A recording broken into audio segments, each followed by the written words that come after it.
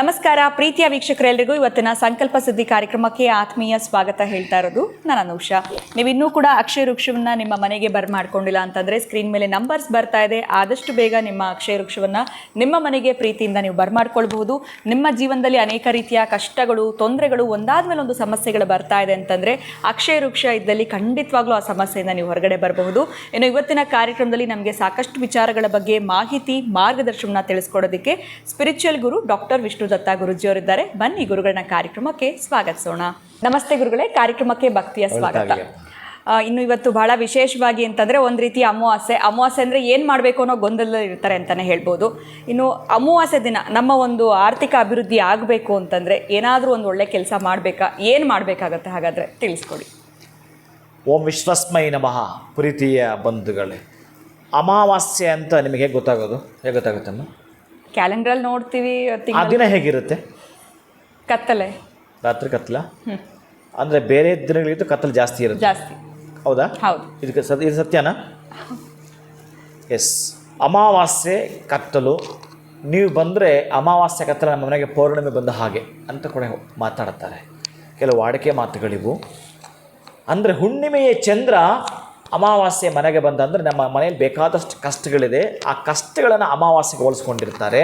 ಯಾರಾದರೂ ಸಹಾಯ ಮಾಡಿಬಿಟ್ರೆ ಹುಣ್ಣಿಮೆಯ ಚಂದ್ರ ನಗುನಗುತ್ತಾ ಇರ್ತಾನೆ, ಬೆಳೆದಿಂಗಳು ಅಂತ. ನೀವು ನಮ್ಮ ಮನೆಗೆ ಬಂದರೆ ಹಾಗೆ ಅಂತ ಪರಿಗಣಿಸ್ತಾರೆ. ಇನ್ನು ಏನೇನೇನೋ ಅರ್ಥ ಕೊಡ್ತಾರೆ ಅದಕ್ಕೆ. ಆದರೆ ಅಂತಹ ಕಡು ಕಷ್ಟ ಕಾಲಗಳು ನಮಗೆ ಒದಗಿ ಬಂದಿದ್ದ ಸಂದರ್ಭದಲ್ಲಿ ಅಮಾವಾಸ್ಯೆಯನ್ನು ನಮ್ಮ ದಿನವನ್ನಾಗಿ ಮಾಡ್ಕೊಳ್ತಕ್ಕಂಥದ್ದು ಹೇಗೆ? ಇಲ್ಲಿ ವೈಟ್ ಮನಿ, ಬ್ಲ್ಯಾಕ್ ಮನಿ ನೀವು ಕೇಳಿರ್ತೀರಿ ಅಲ್ಲ? ಬ್ಲ್ಯಾಕ್ ಮನಿ, ವೈಟ್ ಮನಿ ಕೇಳಿದಿರಿ, ಬ್ಲ್ಯಾಕ್ ಆ್ಯಂಡ್ ವೈಟ್ ಕೇಳಿದಿರಿ, ಕಪ್ಪು ಹಣ ನಿಮ್ಗೆ ಗೊತ್ತಿರೋವಂಥದ್ದೇ. ನೀವಿಲ್ಲಿ 3 ಕೆಲಸವನ್ನು ಮಾಡ್ಕೊಳ್ಬೇಕಾಗತ್ತೆ. ಆರ್ಥಿಕಾಭಿವೃದ್ಧಿಗಾಗಿ 3 ಕೆಲಸವನ್ನು ಅಮಾವಾಸ್ಯೆಗಳಂದು ಮಾಡಿಕೊಳ್ತೀರಂತಂದರೆ ಕೆಲವು ಸಚಿವರುಗಳಿಗೆ ಸಂಬಂಧಪಟ್ಟಾಗ ನಾನು ಬಹಳ ಈ ಸಂದರ್ಭ ಸೂಚಿಸ್ತೀನಿ. ಅವರಿರ್ತಕ್ಕಂತಹ ಗೊಂದಲಗಳು, ಪಾಪ ಅವರ ಮನೆಗಳಲ್ಲಿ ಇರ್ತಕ್ಕಂತಹದ್ದು. ನನ್ನ ಹತ್ರ ಕೆಲವು ಬಂದಿರತಕ್ಕ ಕೇಸುಗಳು ಈ ಚಿತ್ರ ನಟರುಗಳಾಗಿರಬಹುದು ಅಥವಾ ಈ ದೊಡ್ಡ ದೊಡ್ಡ ಉದ್ಯಮಗಳಾಗಿರಬಹುದು. ಜಾಸ್ತಿ ಏನಾದರೂ ನಾನು ಮೀಡಿಯಾ ಹತ್ರ ಹೋಗ್ತೀನಿ, ಮಾಧ್ಯಮದ ಹತ್ರ ಹೋಗ್ತೀನಿ ಅಂತ ಅವ್ರ ಮನೆ ಹೆಣ್ಣು ಮಕ್ಕಳು ಎದುರಿಸ್ತಾರೆ ಅವ್ರನ್ನ. ಇನ್ನು ಮಾನಕ್ಕೆ ಅಂಜಬೇಕಲ್ಲ, ಅವಮಾನ ಆಗ್ಬಿಡುತ್ತೆ ಅಂತಕ್ಕಂತಹದ್ದು. ನಮ್ಮ ಸೊಸೆ ಯಾವಾಗಲೂ ಅಮಾವಾಸ್ಯೆಗೆ ಗಲಾಟೆ ಮಾಡ್ತಾಳೆ ಗುರುಗಳೇ. ಯಾವುದು ಇತ್ತೀಚೆಗೆ ಬಂದದ್ದು ಕೇಸು, ಯಾರು ಅಂತ ಬೇಡ. ಅಮಾವಾಸ್ಯೆ ಪೌರ್ಣಿಮೆಗಳಲ್ಲಿ ಕೆಲವರಿಗೆ ಆರೋಗ್ಯದಲ್ಲಿ ಏರುಪೇರಾಗುತ್ತೆ. ಈ ತರಹದ್ರಲ್ಲಿ ತುಂಬ ಡಿಸ್ಟರ್ಬ್ ಆಗುತ್ತೆ. ಅದು ವಿಜ್ಞಾನ ಕೂಡ ಒಪ್ಕೊಳ್ಳುತ್ತೆ. ಅದು ಬೇಕಾದಷ್ಟು ರಿಸರ್ಚ್ ನಡೆದಿದೆ. ಇವತ್ತು ನೀವು ಕೇಳ್ತಾ ಇರ್ತಕ್ಕಂಥ ಆರ್ಥಿಕ ಅಭಿವೃದ್ಧಿಗಾಗಿ ನಾನು ಮಾತಾಡ್ಲಿಕ್ಕೆ ಹೊರಟು ಇರುವಂಥದ್ದು ಏನು ಅಂತಂದರೆ, ಬಹಳ ಪ್ರಮುಖವಾಗಿರ್ತಕ್ಕಂತಹದ್ದು. ನೀವು ಈ ದಿನಕ್ಕಾಗಿಯೇ ಪ್ಲ್ಯಾನ್ ಮಾಡಿಕೊಂಡಿದ್ದು ಈಗ ಎಷ್ಟೊತ್ತಿಗೆ ಸಾಧ್ಯ ಆಗುತ್ತೆ? ಸಂಜೆ ತನಕ ಎಲ್ಲಿ ಒಂದಷ್ಟು ಸಕ್ಕರೆ ಹಿಡ್ಕೊಂಡು ಓಡಾಡಬೇಕಂತೆ, ಅದೇ ಕೆಲಸಕ್ಕೆ ಹೋಗ್ಬೇಕಂತೆ. ಚೆನ್ನಾಗಿ ನೆನ್ಪಿಟ್ಕೋಬೇಕು. ನೀವೆಲ್ಲ ನಿಮ್ಮ ಮನೇಲಿ ಹಾಕೋದು ಬಿಟ್ಟುಬಿಡಿ. ಈ ಕಪ್ಪು ಇರುವೆಗಳು, ಸಣ್ಣ ಸಣ್ಣ ಇರುವೆಗಳಿರ್ತಾವಲ್ಲ, ಅದಕ್ಕೆ ಒಂದಷ್ಟು ಸಕ್ಕರೆ, ಅದು ಬಿಸ್ಕೆಟ್ ಪುಡಿ ಮಾಡಿಕೊಂಡಿದ್ದು ಆ ಇರುವೆಗಳಿಗೆ ಹಾಕ್ತಕ್ಕಂತಹದ್ದು ಮಾಡಬೇಕು. ಆಮೇಲೆ ಆಲದ ಮರದ ಬಳಿ ಇವತ್ತು ನೀವು ಆ 2 ಆಲದ ಎಲೆಗಳನ್ನು ತೆಗೆದು ಅಥವಾ 2 ದೊನ್ನೆಯಲ್ಲಿ ಈ ಬಿಳಿ ಎಳ್ಳು ಜೇನುತುಪ್ಪವನ್ನು ಹಾಕಿ ಆ ಆಲದ ಮರದ ಹತ್ರ ಇಡುವಂಥದ್ದು.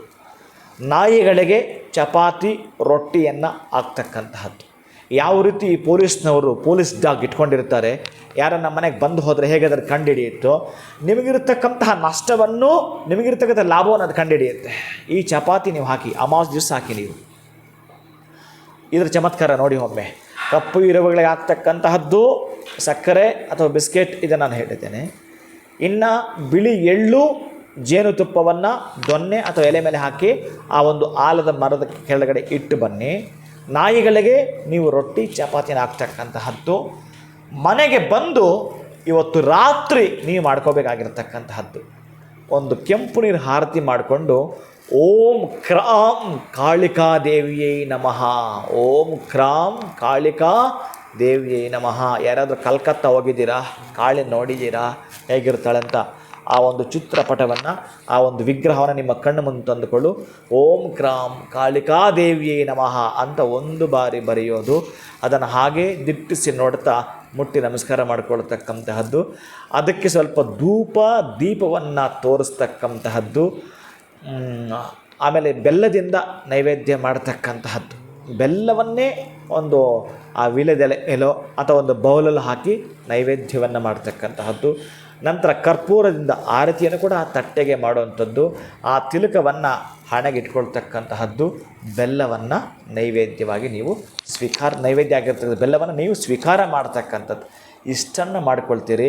ಮನೆಯಲ್ಲಿರ್ತಕ್ಕಂತಹ ಕಡು ಕಷ್ಟ ದೂರವಾಗಿ ಆರ್ಥಿಕ ಅಭಿವೃದ್ಧಿಗೆ ಇವತ್ತೇ ನೀವು ಮುನ್ನುಡಿ ಬರೆದ ಹಾಗೇನೆ. ಅಂದರೆ ನಿಮ್ಮ ಮನೆಗೆ ಹಣ ಯಾವುದೋ ಬಲ್ಲ ಮೂಲಗಳಿಂದ ನೀವು ಕಷ್ಟಪಟ್ಟಿರ್ತಕ್ಕಂತಹದ್ದು, ನೀವು ಯಾವುದೋ ಕೆಲಸದಲ್ಲಿ ಕಷ್ಟಪಟ್ಟು ಬರದೆ ಹಾಗೆ ಸಿಕ್ಕಾಕೊಂಡಿರುತ್ತಲ್ಲ, ಅಥವಾ ಯಾರಿಗೋ ಕೊಟ್ಟಿರ್ತೀರಲ್ಲ, ಅದು ನಿಮಗೆ ಬರತಕ್ಕಂಥದ್ದು. ಅಂದರೆ ಇದು ಬರದಾದಮೇಲೆ ಯಾರಿಂದಲೂ ಬರೋ ಹಣಕ್ಕಾಗಿ ಪ್ರೇಯರ್ ಮಾಡಿ. ಅಥವಾ ನಿಮ್ಮದೇ ಯಾವುದೋ ಕೆಲಸದಲ್ಲಿ ಪ್ರಯತ್ನ ಪಟ್ಟಿರ್ತೀರಿ, ಆ ಕೆಲಸದಲ್ಲಿ ಯಾಕೋ ಬರ್ತಾ ಇಲ್ಲ ಅಂತ ಪೋಸ್ಟ್ಪೋನ್ ಆಗ್ತದೆ, ಅದರಿಂದಲೇ ನಮಗೆ ಹಣ ಬರಬೇಕು ಅಂತ ಪ್ರಯತ್ನ ಪಡಿ. ಆ ಹಣ ನಿಮಗೆ ಈ ಅಮಾವಾಸ್ಯೆ ನೆಕ್ಸ್ಟ್ ಅಮಾವಾಸ್ಯೆಗಳೇ ಬಂದೇ ತೀರುವುದು. ನೀವು ಬರೆದಿಟ್ಕೊಳ್ಳಿ. ಕಾಳಿಕಾದೇವಿಯನ್ನು ಸ್ಮರಣೆ ಮಾಡ್ತಾ ಬನ್ನಿ. ಇವತ್ತು ಏನು ಸ್ಮರಣೆ ಮಾಡ್ತಿರೋ ನಿಮಗೆ ಆ ಒಂದು ತಿಂಗಳಲ್ಲಿ ಕನಸಲ್ಲಿ ಕಾಳಿಕಾದೇವಿ ಬಂದು ಹೋಗುತ್ತಾಳೆ ಅಂತಂದರೆ ಮುಗೀತು. ನೀವು ಅತ್ಯಂತ ಅಧಿಕವಾಗಿರ್ತಕ್ಕಂಥ ಧನವಂತರು ತಾವಾಗ್ತೀರಿ. ಖಂಡಿತ ಗುರುಗಳೆಲ್ಲ ಒಂದು ಕಡೆ ಇವತ್ತು ಅಮಾವಾಸ್ಯೆ ಆಗಿರೋದ್ರಿಂದ ನಮಗೆ ಆರ್ಥಿಕ ಅಭಿವೃದ್ಧಿ ಆಗಬೇಕು ಅಂತಂದರೆ ಏನು ಮಾಡಬೇಕು ಅಂತ ಒಂದು ಸರಳ ಮಾರ್ಗವನ್ನು ತಿಳಿಸ್ಕೊಟ್ಟಿದ್ದೀರಾ. ಬಹಳ ಧನ್ಯವಾದಗಳು ತಮಗೆ. ನಮಸ್ಕಾರ. ಹರೇ ಶ್ರೀನಿವಾಸ.